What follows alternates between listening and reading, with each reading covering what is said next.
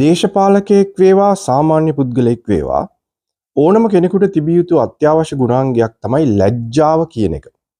ලැජ්ජාව කියන එක නොදැනෙන කෙනෙක් ඊටාම ලැජ්ජා සහගත දේවල් කරලා වැටෙන්න තියෙන පහත්ම තැනකට වැටෙනවා. මෙන්න මේ විදිහට ලැජ්ජා සහගත දේවල් කරලා ඊටාම පහත් තැනකට පුද්ගලයෙක් වශයෙන් සහ දේශපාලකයෙක් වශයෙන් වැටුණු කෙනෙක් තමයි සජිත් ප්‍රේමදාස කියන්නේ.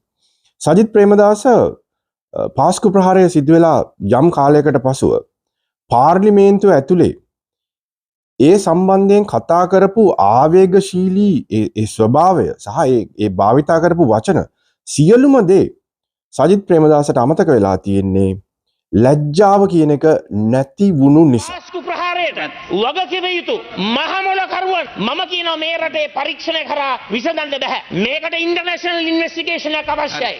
මේකට ජාත්‍යන්තර පරීක්ෂණයක් අවශ්‍යයි. මම කියනවා කාඩිනල් තුමාට අපහාස කරන්න එපයි කියලා. කතෝලික ප්‍රජාවට අපහාස කරන්න එපා. කතෝලික ඒ ආගමික නායකින්ට අපහාස කරන්න එපා. එයාගේ හදවතේ තියෙන වේදනාව මේගොල්ලන්ට වේදනාව තිබුණේ බලයට. පාස්කු ප්‍රහාරය සම්බන්ධයෙන් මේ තරම් දුරට හරි වේදනාත්මක ස්වරූපයකින් කෑගහපු සජිත් ප්‍රේමදාස උදය ගම්මන්පිල මේ පාස්කු ප්‍රහාරයේ මහමොලකරුවා හඳුනා ගත්තා කියලා ලියපු පොත පිළිගන්න එතනට ගියා කියන්නේ සජිත් ප්‍රේමදාසට ලැජ්ජාව කියන මේ වචනය සජිත් ප්‍රේමදාසගේ ශබ්දකෝෂයේ නැති වී යුතුයි. එතනට ගිහිල්ලා තමන් එදා කියපු තමන් එදා හිටපු ස්ථාවරයට වඩා ඊටාම වෙනස් වූ ස්ථාවරයක් දරන රාජපක්ෂලාගේ හුණු ගෑමේ ව්‍යාපෘතිය මේ දවස්වල උඩින්ම කරගෙන යන උදය ගම්මන්පිලගේ මේ පොත පිළිගන්න එතෙන්ට ගියා කියන්නේ සජිත් ප්‍රේමදාසට ලැජ්ජාව පිළිබඳව වෙනම ටියුෂන් එකක් දිය යුතුයි. සජිත් ප්‍රේමදාස මෙතනට ගියේ හේතු තුනක් උඩ. එකක් තමයි සජිත් ප්‍රේමදාසට ලැජ්ජාව නැහැ. ඒක තමයි ප්‍රධානම හේතුව. දෙවෙනි දේ තමයි සජිත් ප්‍රේමදාස මෙතනට යෑම හරහා දේශපාලනිකව සිදුවන හානිය පිළිබඳව සජිත් ප්‍රේමදාසට හැඟීමක් හෝ තක්සේරුවක් නැහැ.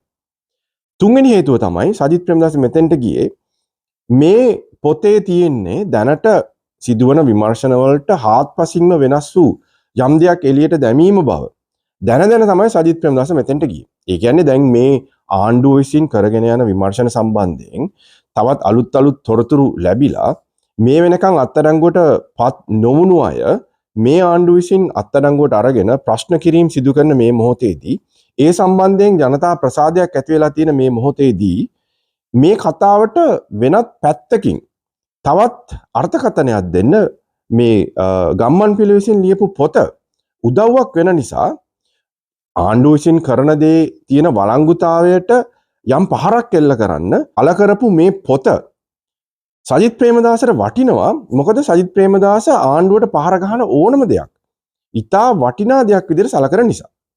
ඒක නිසා තමයි සජිත් ප්‍රේමදාස එතෙන්ට ගියේ. ඔන්න ඔය හේතු තුන. ලැජ්ජාවක් නැහැ, මෙතන සිදුවෙන හානිය පිළිබඳව අවබෝධයක් නැහැ සහ ආණ්ඩුවට පහරක් ගහන ආණ්ඩුවේ වළංගුතාවය ආණ්ඩුව කරන දේක වළංගුතාවයට පහරක් ගහන ඕනම දෙයක් සජිත් ප්‍රේමදාස ඔළුව උඩ තියලා පිළිගන්න නිසා තමයි සජිත් ප්‍රේමදාස මෙතෙන්ට ගියේ. සජිත් ප්‍රේමදාස ඉල්ලුවේ ඉන්ටර්නැෂනල් ඉන්ක්වයරි එකක්. නමුත් අවසානයේ සජිත් ප්‍රේමදාස ගිහිල්ලා අද්දකින් පිළිගත්තේ ෂර්ලොක් ගම්මන්පිල විසින් ලියපු පොත.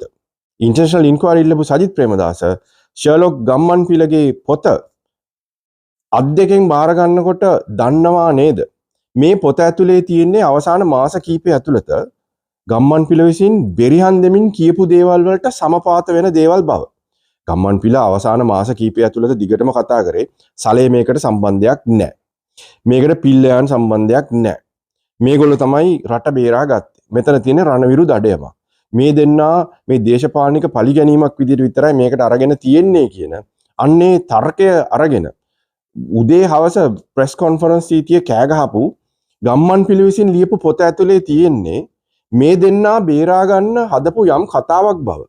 සජිත් ප්‍රේමදාසට නොතේරෙනවා නම් සජිත් ප්‍රේමදාසගේ බුද්ධිය සම්බන්ධයෙන්ුත් ප්‍රශ්නයක් තියෙනවා. ලැජ්ජාවට අමතරව සජිත් ප්‍රේමදාසගේ බුද්ධිය සම්බන්ධයෙන් ප්‍රශ්නයක් තියෙනවා. ඒක නිසා සජිත් ප්‍රේමදාස මේ පොත පිළිගැන්වීමේ උත්සවයට යනකොටම දන්නවා මේ පොත ඇතුලේ තියෙන්නේ මේ දැනට අත්අඩංගුවේ ඉන්න දෙන්නා ගලවා ගැනීමට සහ රාජපක්ෂලාට හුණු ගෑමේ ව්‍යාපෘතියක් විදියට ලියපු පදනමක් නැති සත්‍යතාවයක් නැති ඊටාම ගොන් තර්ක මත පදනම් වූ යම් ප්‍රබන්ධයක් බව සජිත් ප්‍රේමදාස දන්නේ. ඒ කියන්නේ සජිත් ප්‍රේමදාස තමන්ගේ වාසිය පිණිස මොන්නම්ම ප්‍රබන්ධයක් හෝ තමන්ගේ දේශපාලනික අනාගත වෙනුවෙන් භාවිතා කරන්න ලෑස්ති කියන එක.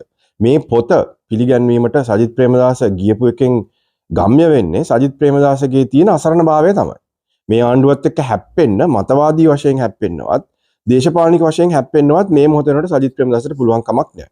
එහෙනම් කරන්න තියෙන්නේ මේ ආණ්ඩුව කරන දේවල් වල වළංගුතාවය අඩු කරන්න පුළුවන් කියලා හිතන ඕනම තැනකට ගිහිල්ලා මේ ආණ්ඩුවට කොක්කක් අදින්න පුළුවන් යම් දෙයක් සිදු වෙන ඕනම තැනකට ගිහිල්ලා අන්න එතන තමන්ට ගන්න පුළුවන් දේ ගැනීම තමයි සජිත් ප්‍රේමදාසගේ එකම අභිලාෂය. ඒක නිසා තමයි යම් ඔය උද්ඝෝෂණ වගේ තියෙන තැන් වලට ගිහිල්ලා ලේබලින් දේවල් ලියලා දෙන්න හදන්නේ වගේ ඔය වගේ ඊටාම ප්‍රාථමික ඊටාම ලපයි සිපයි ඊටාම අසරණ සුන්බුන් වූ දේශපාලනික හැසිරීමක් තමයි සජිත් ප්‍රේමදාසගේ තියෙන්නේ.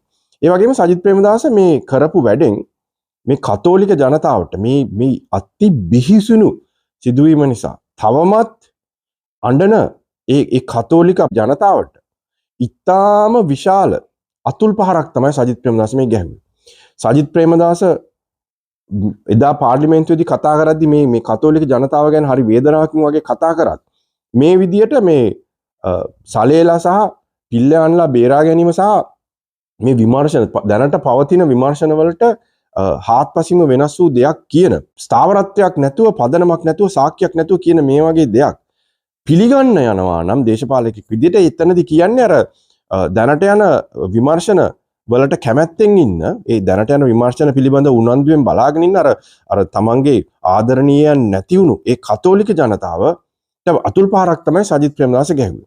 එතන ඊටාම කැත විදියේ දෙයක් සජිත් ප්‍රේමදාසට ඒ තැනට නොගිහින් හිටියා නම් අවම වශයෙන් තමන්ට අර කතෝලික ජනතාව තමන් පිළිබඳව ඇතිවෙන්නා වූ ඉතා විශාල පිළිකුල හෝ නවත්ත ගන්න තිබුණා. නමුත් සජිත් ප්‍රේමදාස මෙතෙන්ට ගිහිල්ලා ඒ කතෝලික ජනතාවට සහ අපේ කාදිනල්තුමාටත් මේක සම්බන්ධයෙන් දැඩි වේදනාවකින් ඉන්න කතෝලික ජනතාව සහ මේ සම්බන්ධයෙන් නිතරම කතා කරන කාදිනල්තුමාටත් ඉතා විශාල කැත වැඩක් ඉතා විශාල අපහාසයක් සහ අතුල් පහරක් තමයි මේ සජිත් ප්‍රේමදාස මෙන්න මේ මෙතෙන්ට ගිහිල්ලා මේ ගම්මන් පිළ වගේ කෙනෙක් ලියපු මේ පොත දැනම මේ පොත ඇතුලේ තියෙන අන්තර්ගතය පිළිබඳව හොඳ අවබෝධයක් තියෙද්දිම එතෙන්ට ගිහිල්ලා මේ පොත බාරගත්ත වැඩෙන් සජිත් ප්‍රේමදාස ඒ කතෝලික ජනතාවට ඉතා විශාල කැත වැඩක් කරා ලැජ්ජාවක් නැති නිසා ඉතා විශාල අතුල් පාරක් ගහලා ඉතා විශාල අපහාසයක් කරා ඒ කතෝලික ජනතාවට.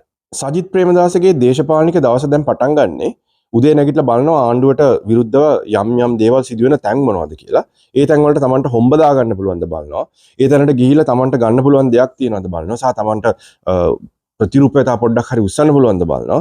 ඒ ටිකෙන් Tamanට අරගන්න පුළුවන් දේ අරගෙන Tamanගේ වටේ ඉන්න අර හෝතඹෝ සෙට් එකත් එක්ක ඒක පොඩ්ඩක් උඩට උස්සලා මොනවා හරි තව දෙයක් කළා. ඒ හරහා ඒක අර මිනිසුන්ගේ ඔළුව වලට දාලා පුළුවන් විදියට මේ ආණ්ඩුවට පොඩි හෝ පහරක් එල්ල කිරීම තමයි සජිත් ප්‍රේමදාසගේ මේ දවස්වල තියෙන දේශපාලනික හැසිරීම. ඒ තරමට ඊටාම නිකන් ප්‍රාථමික සහ ඊටාම මෝඩ විදියේ දේශපාලනික හැසිරීමක් තමයි සජිත් ප්‍රේමදාස කියන ලංකාවේ විපක්ෂ නායකයාගෙන් අපිට බලා ගන්න පුළුවන්. මේ පොත පිළිගැන්වීමේ උත්සවයට ගියා වගේම ඉදිරියේදීත් සජිත් ප්‍රේමදාස ඔය වගේ Tamanට මොන හරි දෙයක් එකතු කරගන්න පුළුවන් හැම තැනටම රිංගනවා. මොන තැනකට රිංගුවත් සජිත් ප්‍රේමදාස සහ ඔය ආතබූත විපක්ෂය ඔය ලපයි සිපයි විපක්ෂයට කියන්නේ මේ ආණ්ඩුව හොලවන්න නම් හිතන්න එපා. මේක මිනිස්සුන්ගේ ආණ්ඩුව. ජාතික ජන බලවේගයට ජය වේවා.